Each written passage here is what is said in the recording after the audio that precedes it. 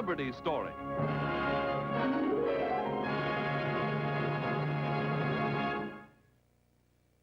The season of home and boys, let it grow where all can see.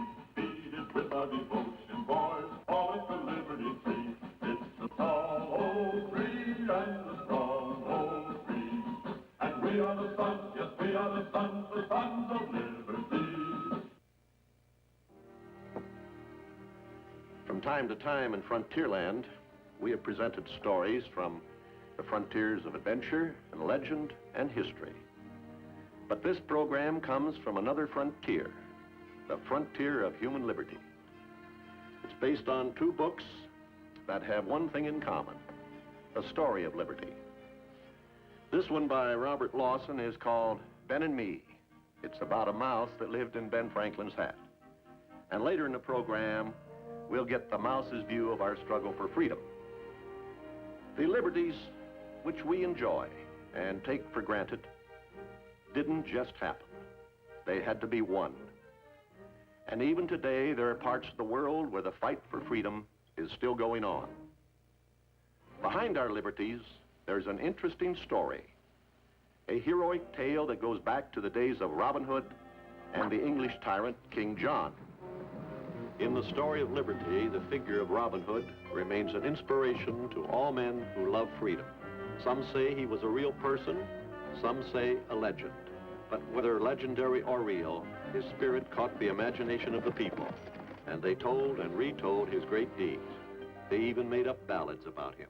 Now Robin Hood doth hunt the deer that in the woodlands prowd, but oft times shoots the sheriff's men by sorrowfulness. Hearken!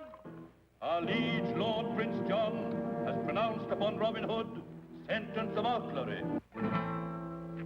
He robs the rich to aid the poor, a most unusual practice. But now that he has been outlawed, he needn't pay his taxes. Oh. Robin Hood became a folk hero and a symbol around whom men could rally in their fight against oppression. The target for people's resentment was, of course, the tyrant King John, who believed he could levy tax upon tax to keep himself in power. Our men will maintain themselves, gathering my new taxes. My lord, you have a kingly mind. As with all tyrants, however, King John pushed his subjects too far. Finally, they stood together and forced King John to sign a document that is one of the most important of all time.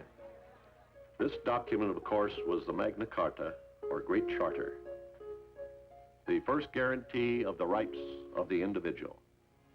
This was a great milestone on the long road to liberty. And out of this basic charter came what is known today as the Bill of Rights. The right to worship in one's own way, the right to free speech and press, the right to assemble, the right of privacy, the right to trial by jury, and all the rest.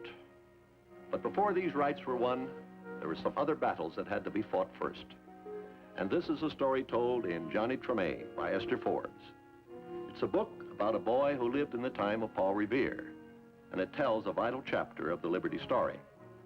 In fact, this book intrigued us so much that we not only made a Technicolor motion picture of it, we're also creating an entire new section in Disneyland the park based upon it. As you know, Disneyland Park is a sort of a monument to the American way of life.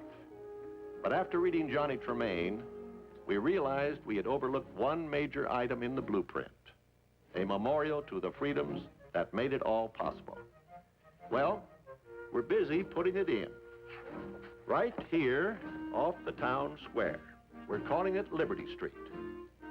Everything's in the planning stage, of course, but our research has taken us back to a period we'd like to recreate as a reminder that the Liberty story is a story without end. In effect, Liberty Street will be Johnny Tremaine's Boston of about 1775.